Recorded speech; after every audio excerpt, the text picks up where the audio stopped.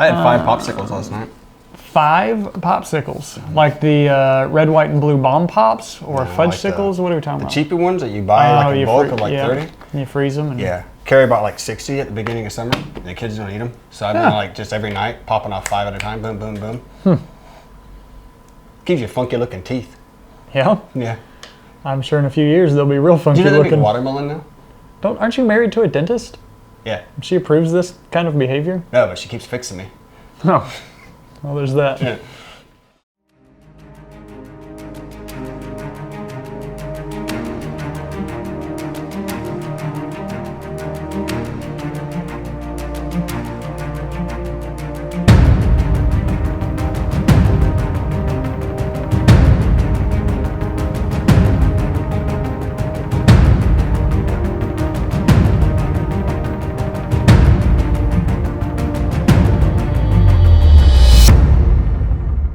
Hey, this is Gravel. I'm Bobby Thompson, and with me, you can say your own name. It's Leland Danes. Leland Danes. So producer Matt likes us to, this first part of the show, talk about what we're doing this coming up this weekend, what we've been doing coming up, and normally I turn to Leland and say, Leland, what's going on in your life? But I really don't care what's going on in Leland's life because I like me, and I like to talk about me. So what's going on in my life is... That's not very casual. I have 24 hours of coming up in Cumming, Iowa in 2 weeks. We'll go up. It's a 4-man 60-mile relay race, and last year we got first place. So it's the first time I've ever done anything that got me on a podium. So got to go back and try to repeat this year, and it's a blast watching your teammates roll through. You do the first leg. The rest of the day you kick back, relax, and just kind of hope things work out well for the team. So how many teams finished that one last year? Yeah, there's one team that finished it. Oh, okay. So we outlasted all the other teams. So come up and give us some competition. We'd love to have you up there. So. It sounds like a great event. I think the team formats are really providing a new take on things and allow you to ride a little bit shorter distances with friends and all have a good time and spend a little bit more time hanging out and a little less time epically riding your bike. Absolutely. So, excellent. Now, what is going on in your life? Now you want to know what I'm doing. Yeah. Well, nothing really new. I've told everyone Mahahe is coming up, and that is August 6th, same day as when Bobby's going to do the race up in Iowa, and I'm thoroughly looking forward to the trip. My wife is going with me, and she's never been in that part of the country, and even though I've traveled through there, I've never ridden a bike up there. So I'm thrilled to be riding new trails and seeing a new part of the country. Tell me a little bit about it, just because I don't do a lot of single track riding, so... Yeah. Or racing, definitely. The Mahahe 100 is the feature event.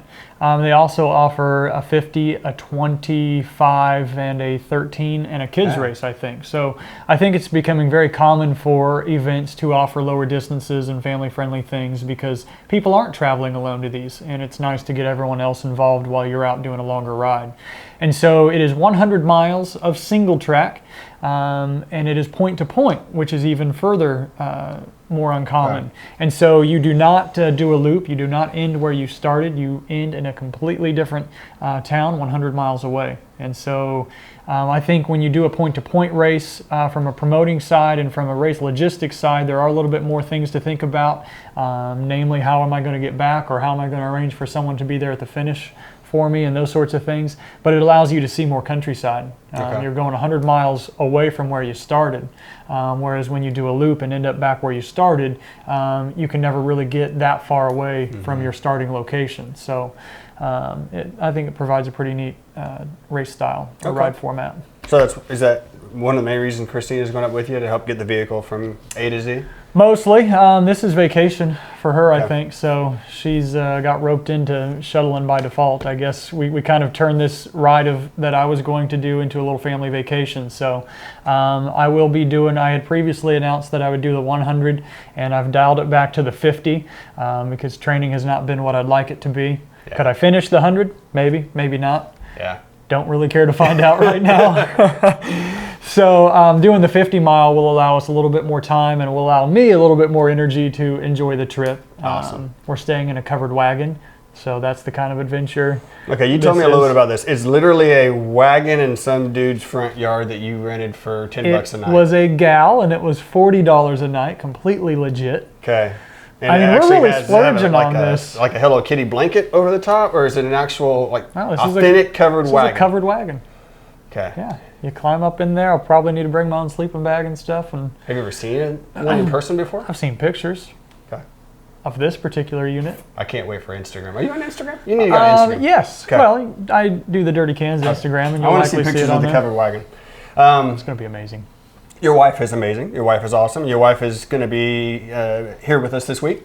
Yes, you had the chance to chat with her a little bit about empowering women, getting women on bikes, and I think it's a fantastic story to tell. If you've been on the Dirty Kansas Facebook page, Linda Garrett, who has been a photographer at Dirty Kansas the last couple years, did an interesting take on the DK this year where she focused on the women in the field. And she provided some stats that I think were really neat, whereas the finish rate of women and men were identical. The start rate of men and women were far, far apart. Yeah. There are so far fewer women that start it, but they have the same ability to finish the 200-mile event as the men. And I think that's really telling, and I hope women hear that and realize, geez, all I need to do is get myself to the start line. And yeah, you need to prepare and work hard, but cycling provides, I think, a really equal platform for men and women to participate in an event and have an equal ability to do well, especially on the longer stuff. Cool. All right, let's hear a little bit from Christina. People have been riding bikes on gravel for a long time. We have a lot of organizational support. We have a core group of riders that have been here for years, and I think it's kind of helped giving a stepping stone to getting more women on bikes on the gravel roads. And we talk mostly about gravel because in Emporia, Kansas, that's what we have. That's what we have. We mentioned briefly about Babes on Bikes. Yes. Is that something new that started recently? It's not new. Actually, the group started about a couple years ago with Gretchen Russell and I believe Christy Moan. A couple of them got together and said, hey, let's start an all-women's ride. It kind of faded away over the years, and then I came to town and I said, hey, let's start it up again. And so we did. And it's been a success ever since then. We have, I believe, about 15 regular girls that come and ride gravel. A lot of them are very new riders. Our next door neighbor, she was only riding, she had only rode 4 times in her entire lifetime. And now she's riding 25 miles, and I'm taking her on a ride tomorrow for 30 miles. So it's pretty extraordinary. A lot of these women have a lot of lot of guts, and they just go for it. Good. And that's what we're about. What's have there been any hurdles that you've had to overcome? What's the biggest hurdle that you've seen for Babes on Bikes? Yes. I think just the women getting over the intimidation factor. Okay. Gravel, the riders or the environment, or yeah, gravel has a lot of intimidation. The men in the matching sets, and they're super strong, and we're like, oh, I don't know if I can hang out with them, and then you realize, hey, I can kind of hang out with them, and and it works. So. It's intimidating, and the gravel. What about the roads themselves? So it's the gravel is intimidating because it's not steady. It's I know for myself, I can't speak on all women here, but it's intimidating to go on loose road where you think you're going to fall over and hurt yourself. But once you get over that initial fear, it's so much fun, and you just embrace the gravel. I think and it could be said for women, for men, and for kids, is that when your first adventure on a bike is on gravel, you haven't maybe developed the bike skill set yet to handle the loose gravel, the cornering, and things like that. So yeah. I know for an example, my wife has commented a few times that that's her biggest fear of going out riding on her own. Yeah, so. Yeah, and I don't know if you call it philosophy, but it's just go slow and just take the roads as they come. And even if that just means you're staying upright on your bike, you're staying upright and you are at least you're not injured, and maybe somebody else is, but you keep going. So I keep seeing articles written, reviews written on women-specific biking gear. Is that even an issue that you think about when you're purchasing the bike, or you see the Terry bicycle seats and things like that? Is that? Yes, definitely have a Terry bicycle seat or some other kind of bicycle seat that fits your rumpus the best. But you need to be comfortable, and our bodies are made a lot different than men's are, obviously. And so a lot about being on a bike is being comfortable. So you have to match that with your seat or whatever you have. As far as other components in the bike, there's probably not a women specific other than pink. You have to have some flair and to your bike. Although I wear pink too sometimes. Yeah. Or some shimmer. There you go.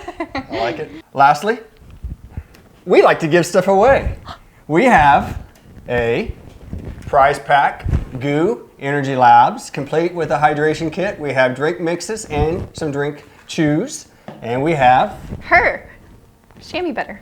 Chamois butter for her. Absolutely. So what we'd like for you to do is send a photograph of yourself out on your bike. Send it to hashtag it This Is Gravel and Babes on Bikes. Babes on Bikes. Babes on Bikes. And Christina herself will pick out one of her favorite photos, and we'll let you know, and we'll announce the winner on our next episode. Thanks for watching. Thanks, Christina. Thank you. Well, thank you to my beautiful wife for taking the time to talk to Bobby over here, the casual cyclist. And like we said, upload a photo, use the hashtag for your chance to win some great product swag. Everyone needs chamois butter.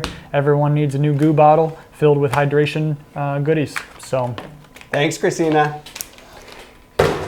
Speaking of getting new people on bikes, there's been a lot of new people just in our community, been hopping on bikes, going on bike rides. And I am surprised probably the number of times that it pops up that they haven't changed a tire before.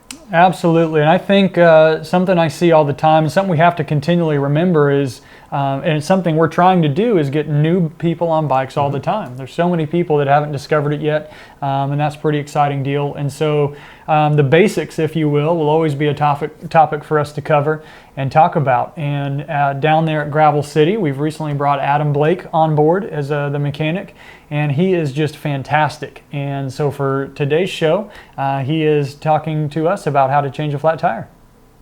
I'm Adam Blake, mechanic here at Gravel City Adventure and Supply Company, and today we're going to go over what to do when you get a flat tire.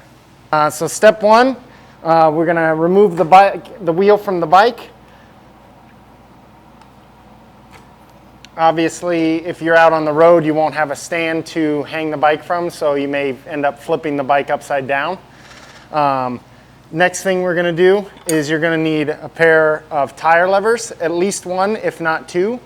And what we're going to do with them is use the hooked side of the tire lever to actually get under the bead of the tire. And we're going to pry that tire off the rim. Then what you're going to do is run that tire lever along the bead, and eventually that tire will come all the way off the rim. Next thing we'll need to do is remove the old tube. So we'll take off our stem stay nut and pull the old tube out. Something you want to do, the best thing to do with this if you're on the road is pack this into your jersey pocket or back in a saddlebag. You never want to leave it alongside the road. They can actually come in handy sometimes as a kind of an elastic bungee cord or something like that. So we'll sit this to the side. We'll get our new tube.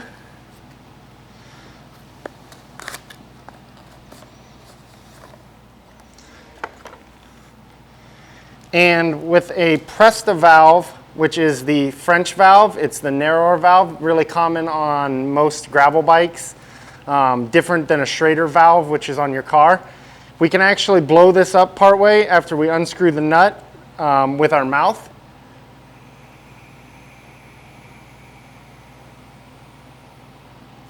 and that'll allow it to take some form, make it easier to install in the tire.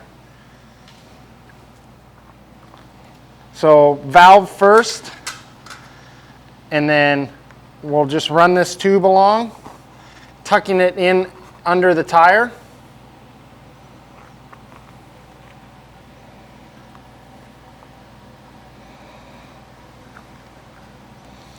And I like to start at the valve. We're going to actually just push with our thumbs, push this tire onto the rim.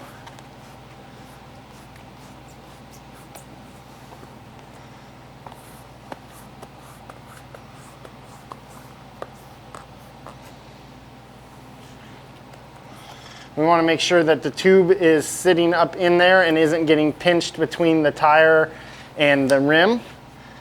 Once we get the tire most of the way on, it might get pretty tight. So you can come back to the sides and kind of work both sides together. And that'll allow it to get a little bit of extra play room to be able to get the tire on. Next thing you want to do is you want to make sure you push this valve up into the tire and pull it back down. Where the valve is connected to the tube is the thickest part, and if you don't do that, sometimes the tire can actually sit on the valve and cause a pinch flat in the future, and you'll be re-changing a flat very quickly. From there, if you have a Presta valve, especially if you're using a mini pump or like this, which would be something that you'd see on the road, a mini pump or a CO2, you want to put the stem stay nut back on because that'll hold the valve in place. It'll help keep it from ripping when you're using your mini pump. So we'll screw that down finger tight, open up the valve, and for the sake of speed, I'm going to use a floor pump.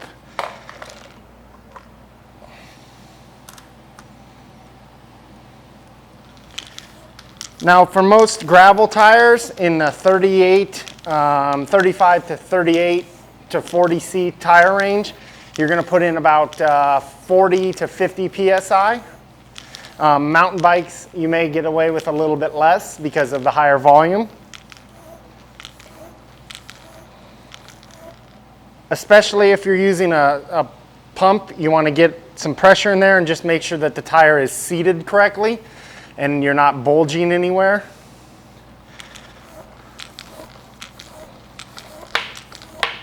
You can hear that tire popping into the bead there.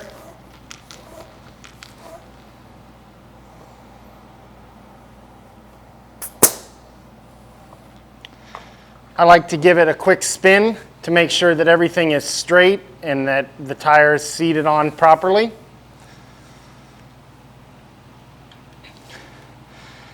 Close your valve, put your valve cap back on, or your Presta valve adapter, and you're ready to roll.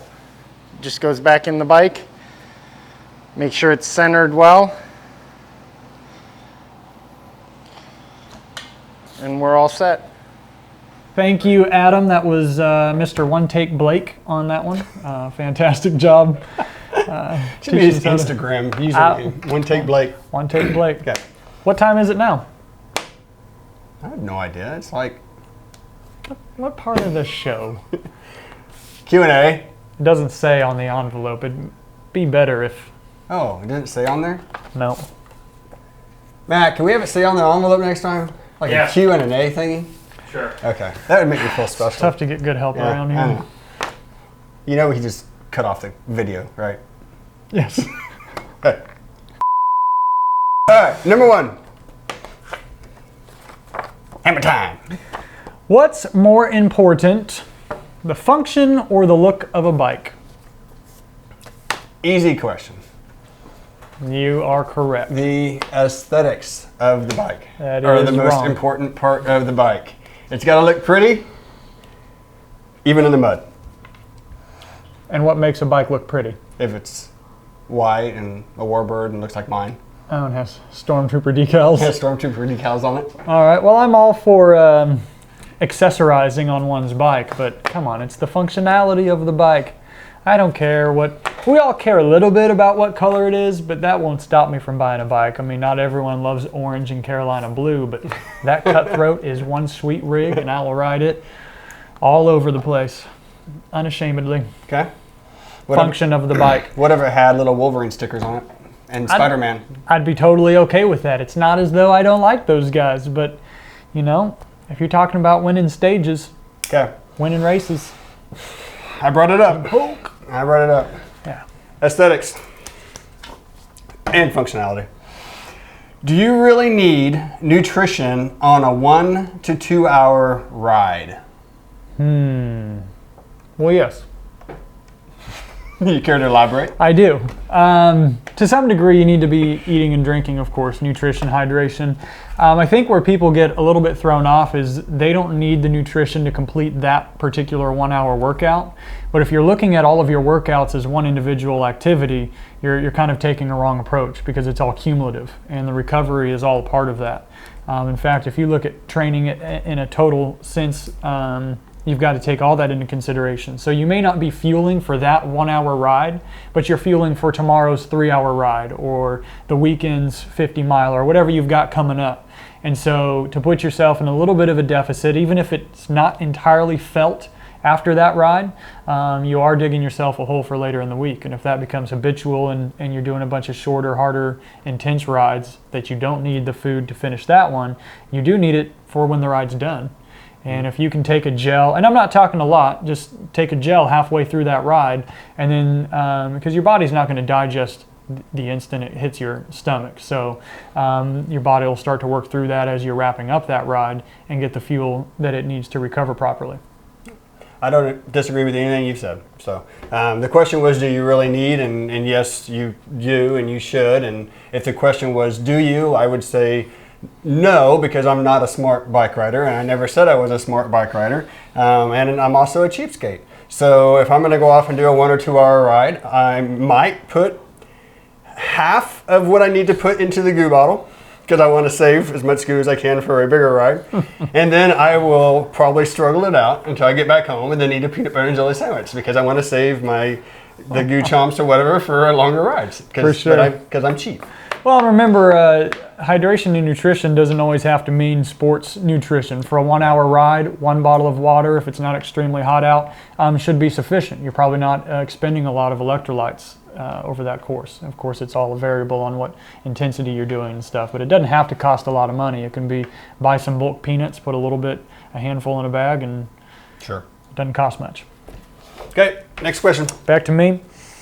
How often do you wash? Oh man, how often do you wash your bibs and jerseys, Bobby? Is it after every single ride? I'm going to catch flack either way I answer this from my beautiful and patient wife, Carrie. Okay, jerseys I wash after every ride because they stink, and I don't like to stink too much. And I have to say that bibs, I'm a little more lazy, and maybe after a couple rides. And let's be brutally honest, I don't probably wash them very often at all. My wife throws them into the washing machine for me. Or they might not ever get washed. Right, so I love you, Carrie, and thank you very, very much. But yeah, definitely a matter of preference, I would say, on this. So the garment that is less important to clean frequently is the one you clean after every ride, because this is a horrible question. Let me tell you, folks, your bibs, your chamois is the item you should be washing after every use.